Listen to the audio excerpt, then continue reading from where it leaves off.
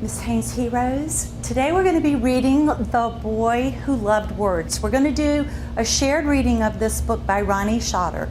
So I need group 1,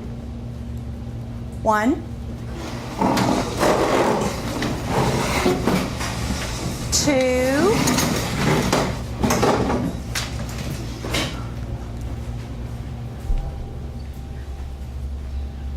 3. Excellent, boys and girls. It's very important to know that the words in this text are just as important as the story itself. And so keep your eyes on the words, and we'll read together. The Boy Who Loved Words.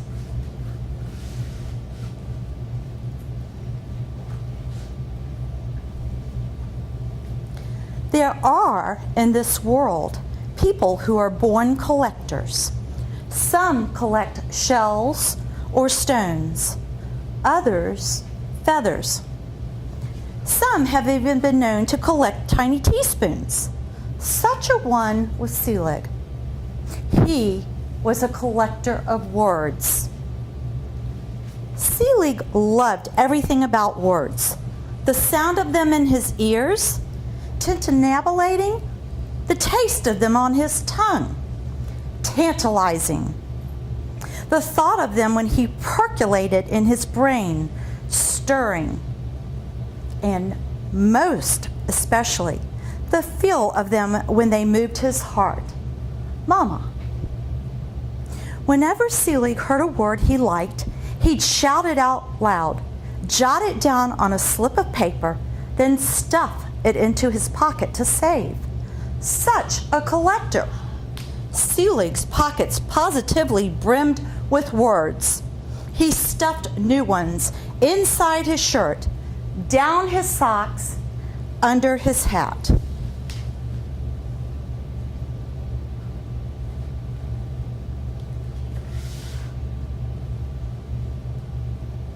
While other children busied themselves with bats, nets, and all manner of balls, Selig stayed on the outskirts, always on the periphery, listening and collecting delicious words.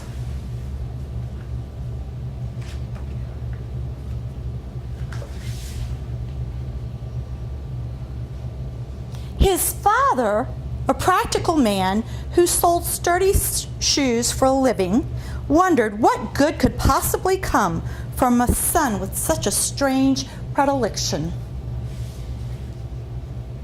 His mother, a large, lovely woman from the old country, worried. Could her beautiful boy find happiness? Waving her arms in the air, she was a windmill of worry.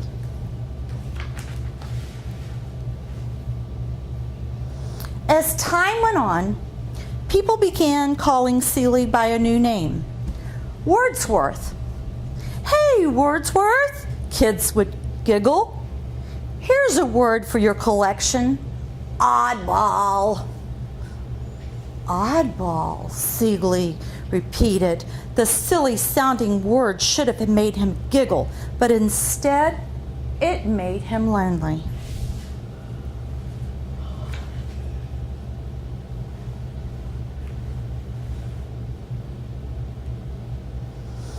One night, Selig had a dream. Alone in front of an unusual emporium, he encountered an oversized amphora. Curious, Selig gave it a tap. Swoosh! Out popped a swarthy, swirling man. Jinn! Selig exclaimed. Then, genie, he shouted, enjoying the tang of tasty new words. What you want? The genie asked. A wish? Such strange and savory sounds, such an offer. At a loss for words, Selig suddenly knew his wish. It was for an answer. Is it true? Am I really an oddball? Oddball Fay, you are Wordsworth. a lover of words. Already you have what people search their whole life for, an enthusiasm, a passion. What you need now is a purpose, a mission. Then, without a word of warning, the genie disappeared. Sea-Leg awakened from his dream. Lickety-split, he packed a rucksack with a pillow and a blanket, apples, honey, cream soda, and his entire collection of words. He knew exactly what he had to do. Sea-Leg took to the road, determined to find his purpose.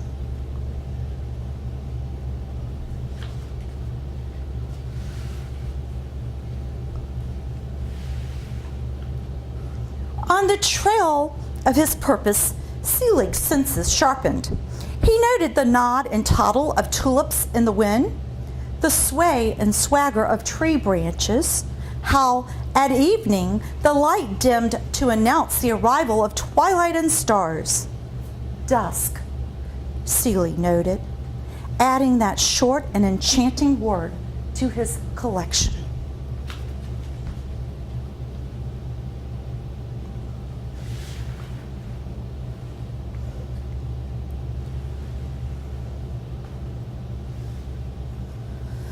But in time, Sea-Leg's step grew heavy. Under the weight of so many words, it was harder and harder to move. He was shuffling and shambling when he might have been rambling and ambling. Perhaps what he needed to do was lighten his load. But how? Throw words away? Waste them? Impossible. They were far too precious. Sea-Leg was too tired to think. His exhausted brain could imagine but one thing: slumber. A splendid word. Sadly, he was too sleepy to write it down.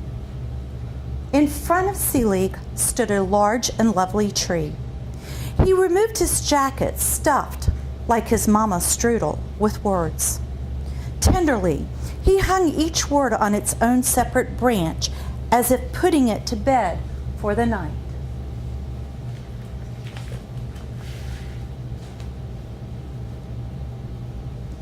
With a sip of cream soda and a nibble of honeyed apple, Sea-Leg clambered, then curled into a crook of the tree. Snug, he thought, and he fell directly to sleep. Comfortably cradled there, he dreamed of his mama, his mission, and macaroons, his favorite cookie.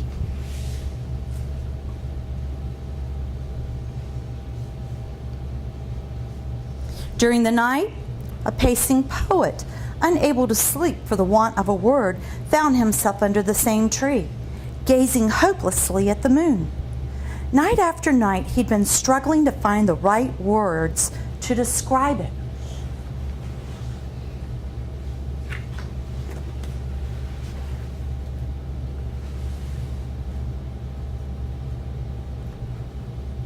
Suddenly, mysteriously, a swirling wind blew up. 4 of Sea-Leg's words sailed off their branches.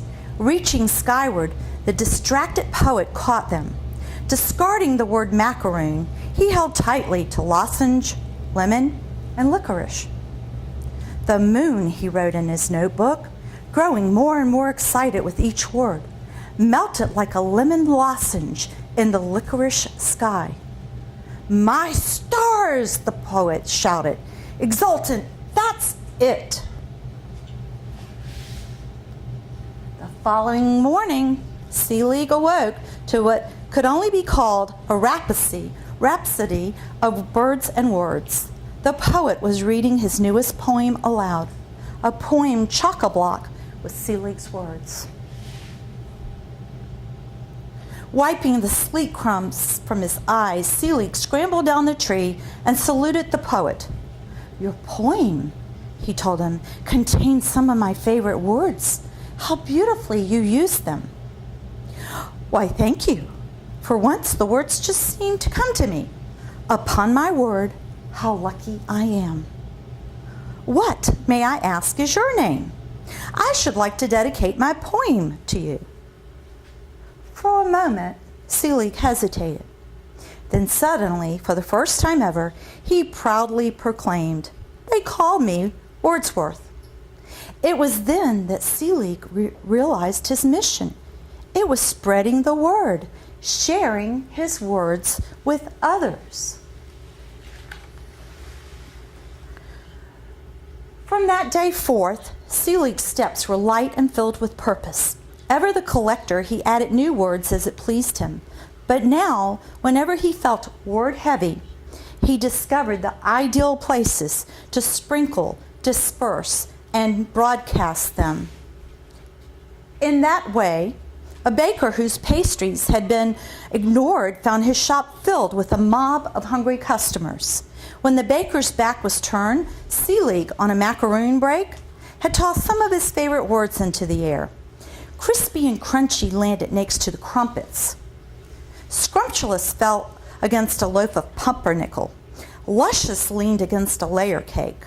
"Upon my word, how lucky I am," the baker exclaimed when he turned back and saw his voracious new customers.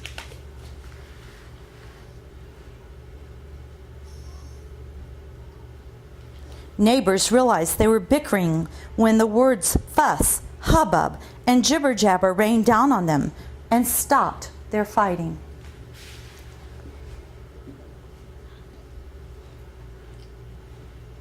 Selig watched them grow still and gazed kindly upon another after he cast hush, harmony, and chum in their direction. And so, by word of mouth, the legend began.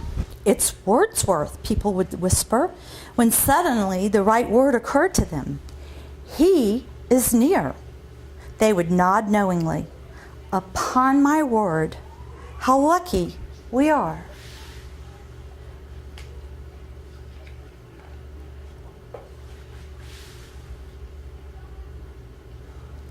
Years passed. Selig was a man now, also a myth. But while he delighted in his work, he found that, once again, he was lonely. "Solo," he sighed. One day, after launching the words limber, spry, and gusto toward an aging, unhappy man, Selig heard a sound on the breeze.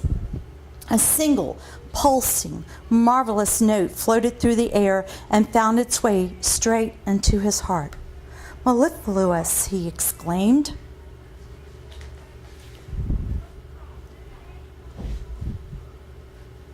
Pursuing that perfect note, Selig found a young woman seated by a lake, playing a lute.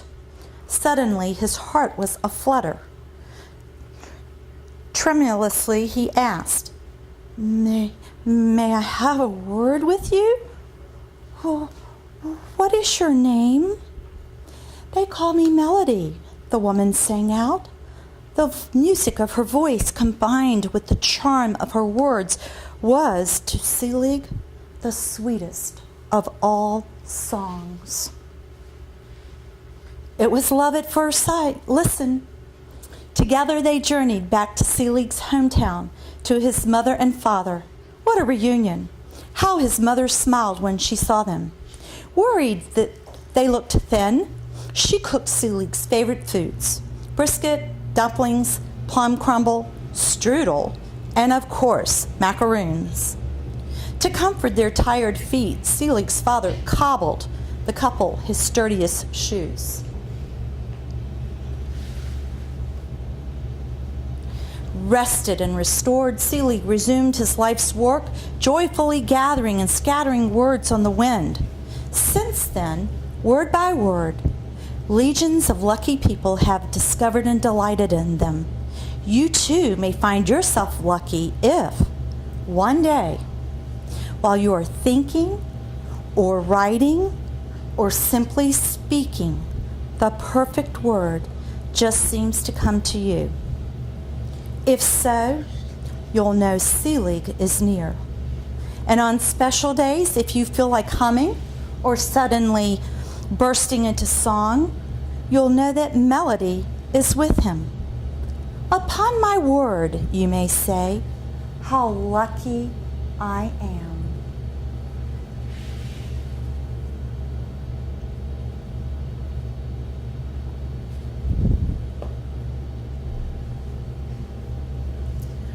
Okay, boys and girls, let's take a look at our learning target for today. I'd like for you to read this. All right, Ms. Tamaya, could you read this for me? I can determine the central message of the text. I can determine the central message of the text. Now, who can raise their hand and tell me what they think is the key word or key? I think I see two key words in there. Asia? Determine the central message. Okay, determine is what we're going to do, and central message is what we want to do. So what we're going to do when I send you back to your seats is you're going to get some text. It's not going to look just like the book did because they're excerpts. That means they're small sections of text. And what you're going to be doing is you're going to be reading independently to continue to look for the central message or the gist of what that section is about. All right? So who can give me those directions back? Anthony? Anthony? You said when we go back to our seat, you're going to give us a text. It don't give us the whole text in the book, but it's going to give us a section of the text. Okay. And we're going to find the central message The central of the text. Of the text. So in just a few words, you're going to write on a sticky note and tell us what you think the gist of that section is all about. Any questions? All right. 1,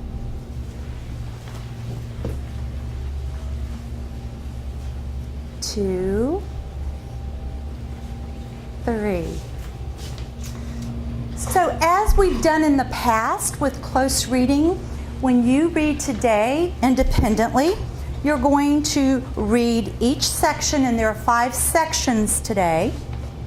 Then you will stop, you will write down the gist and attach it to that page. I want you to keep in mind also that as you're going through it, there's going to be a lot of unknown words today. I think you heard a lot in the story. So if you get to a word that you don't know, that's unfamiliar, we're going to put a V over top of the word. Because in days coming up soon, we're going to have a vocabulary lesson with all of those rich, luscious words, okay? And so today you'll identify those by a V.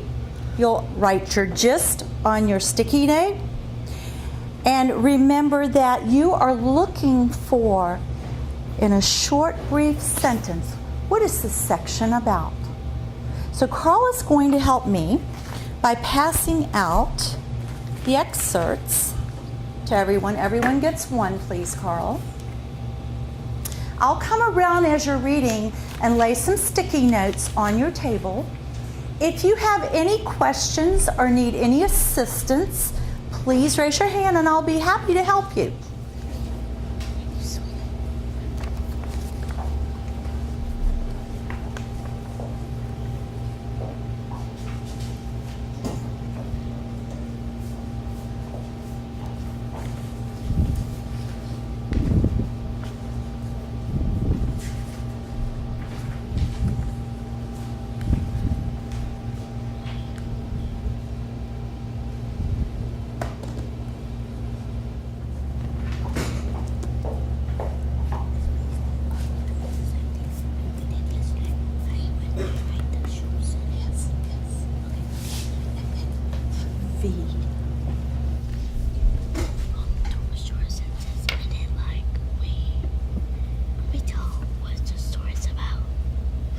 So that's what your short sentence is. What is this section all about?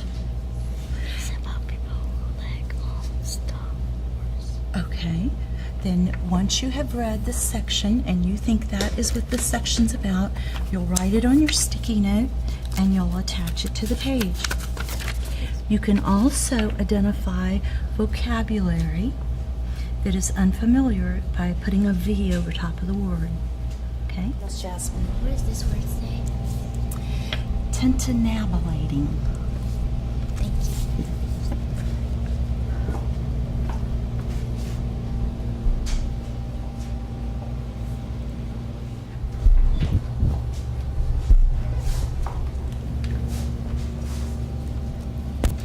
So, Chloe, have you finished reading section 1?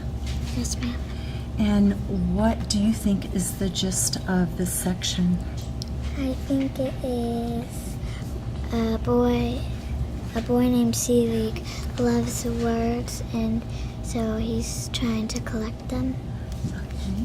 What evidence would you say that you found in this section that makes you think that? It says, Section 1 was Selig. He was a collector of words. Selig loved everything about words, the sound of them in his ears, Tintinnabulating. tintinnabulating, the taste of them on his tongue, tantalizing, and the thoughts of them when they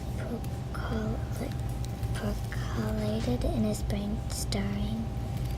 Okay, I really like how you went right to specific evidence to support your gist. Nice job, Chloe. Keep going. Thank you.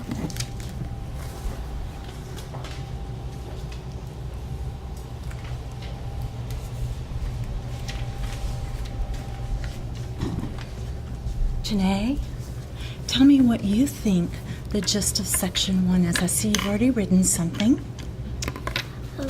I think this section is mostly about Selig loving words, and he's sitting down waiting for words to come down so he can collect them. Okay. And what is some of the text evidence that you found that supports that answer?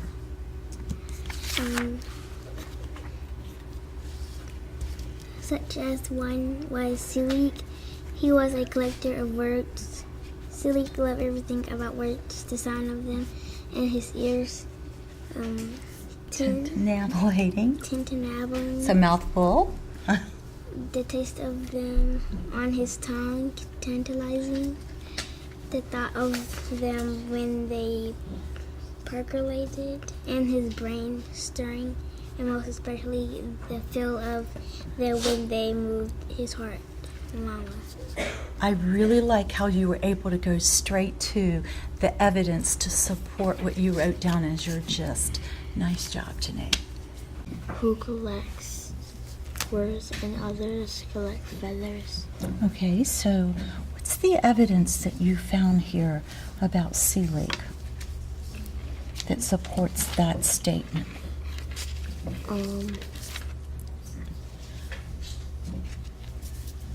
Is the Selig love everything about words?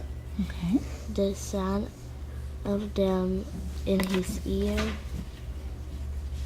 Tintinnabulating. tantalizing, the taste of them on his tongue, Okay. tantalizing. The thought of them when they percolated in his brain, stirring, and most especially the feel of them when they moved his heart.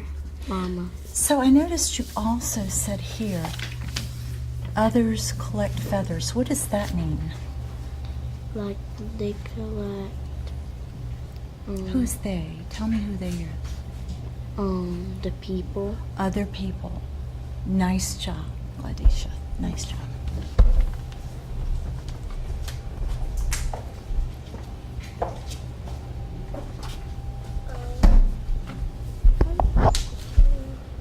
We're going to have you go ahead.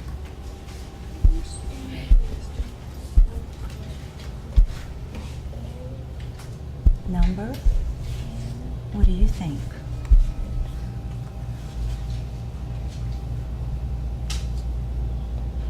Number.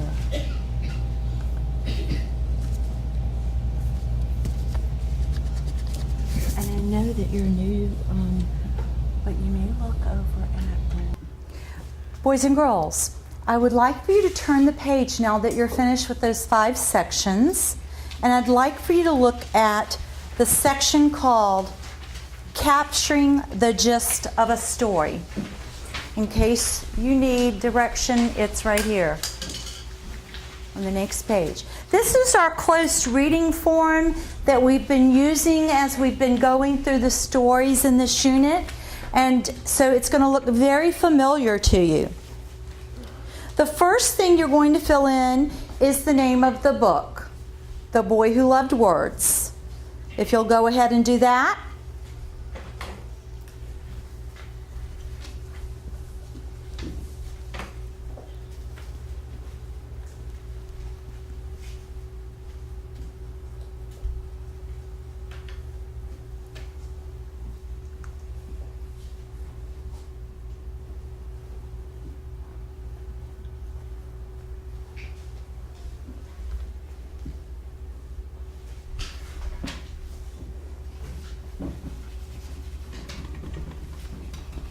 And then we're going to move to the next section that says Capturing the Gist of a Story. So we're right here. And the question asks, after reading this for the first time on your own, what do you think the lesson of the story is? So you've been reading each section, capturing what you think that part is about. And now I want you to look at those notes and think. What do you think the lesson of the story is? That gets back to our central message. Any questions? After you have done that, I'd like for you to jot down what makes you think that. Once you write, I think the lesson is, then tell me why.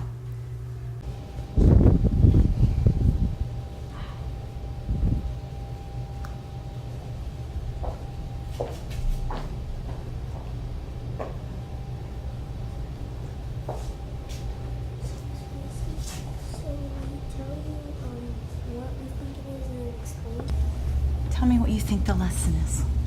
I think the lesson is to share your words. Okay. And now, if you had to explain to me, tell me why.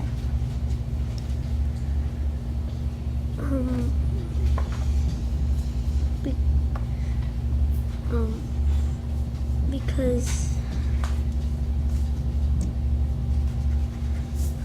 Seelig shared his words with his town. He did share his words with his town. And what was the outcome of that? By him sharing those words, what happened? Everyone was happy. Okay, nice explanation. Now if you'll just write that down.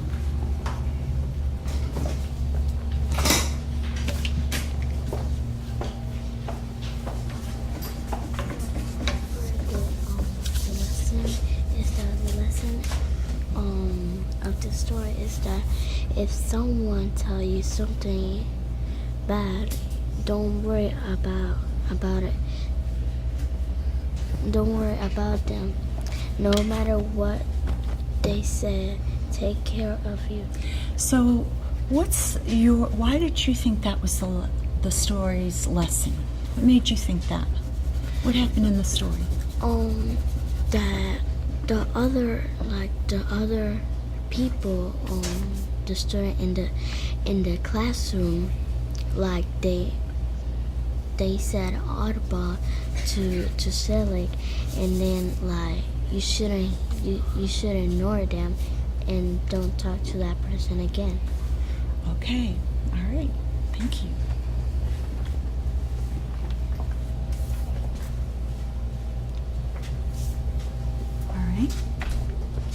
So what do you think the lesson of the story is? I said the lesson was... Can you speak up a little bit? I can't hear you. I said when the lesson was when people call you something, they are really calling their own self because they don't know who to call that name to. And what in the story made you think that was the lesson? Because when the kids at school was calling silly name, he didn't listen to them. He just went home and didn't care about that. Okay, so can you find that in the text for me? Find that part.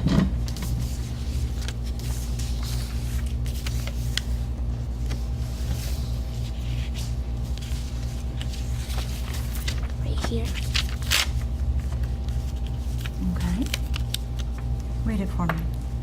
It says, as time went on, people began to call ceiling by names. Wordsworth. Hey, Wordsworth, kids would giggle.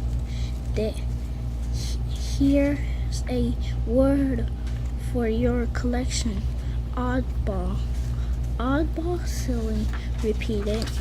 The silly sound word should have made him giggle, but instead of it made him giggle, he was lonely. Okay, and so how do you connect that back with people call them names that really they're calling themselves? Because sometimes people just want to be mean to other people else. So there's a good lesson about being a good character, right, in this story? All right, thank you. Boys and girls, I'd like for you to stop where you are now, and we're going to take some time to think, pair, share. So you've already been partnered up. I want you to share with your partner what you think the lesson of the story is. Keeping in mind that as long as you have evidence to support it, your thinking might be different from someone else's, right? So, I want you to turn to your partner. I want you to think about what you wrote. Ready?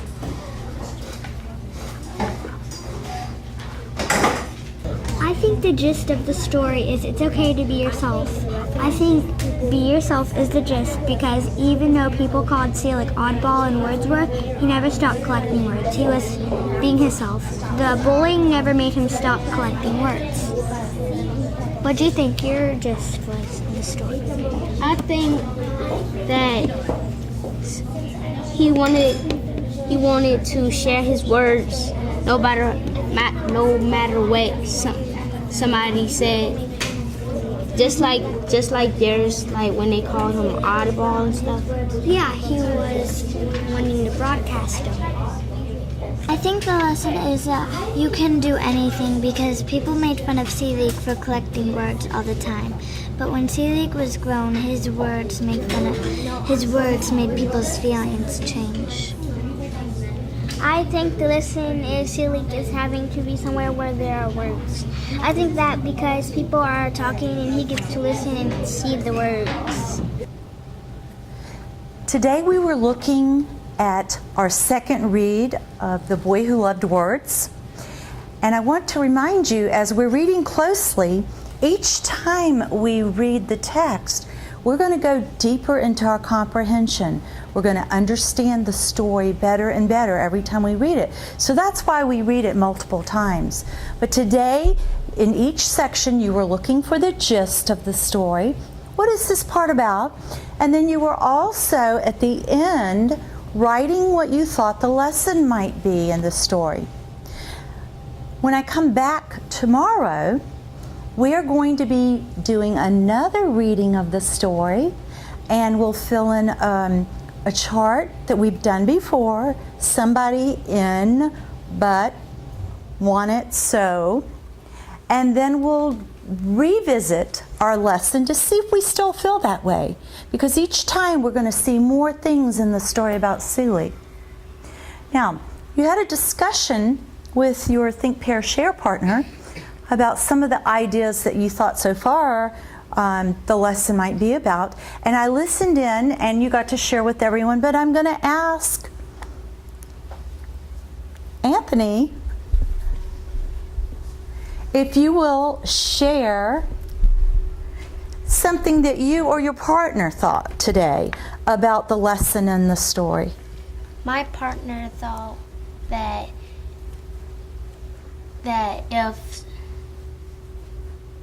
if he get bullied, it's still okay to collect words because they called him oddball and kept calling him names, but it still didn't stop him from collecting words. Okay, all right. And let me see if I can find one more. Patricia, I haven't heard from you today. What was your thinking about the lesson of the story? I thought that the lesson about this story was that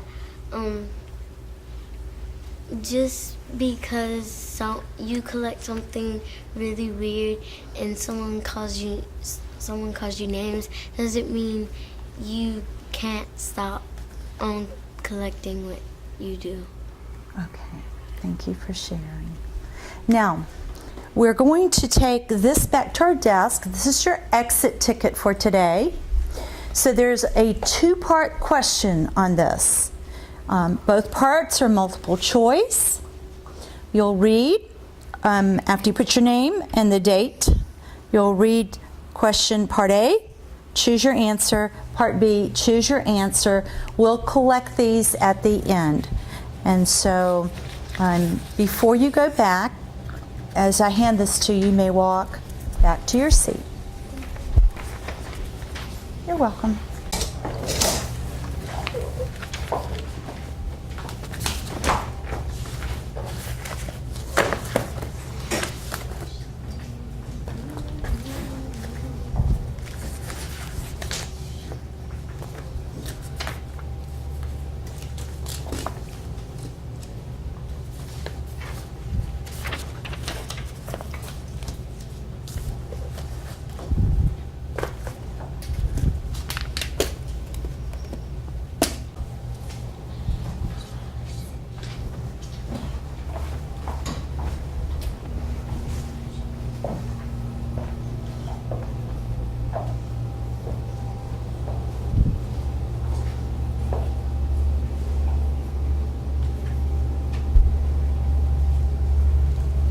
Today's lesson is a model of the new curriculum that we'll be using for the 2015-16 school year.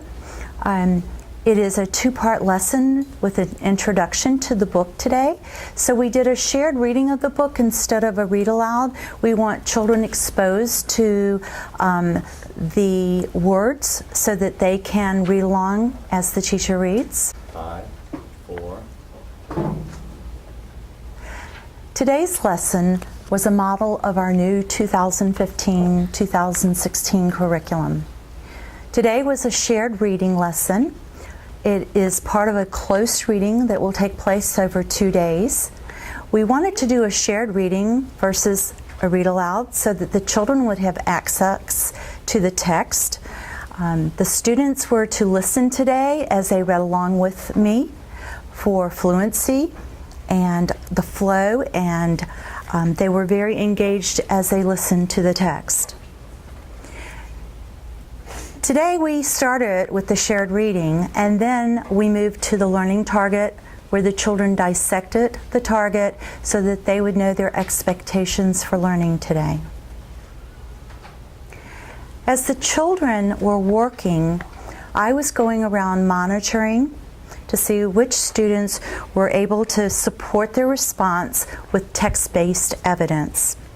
I noticed that many of the children could talk about the evidence, which made a logical evidence for their response.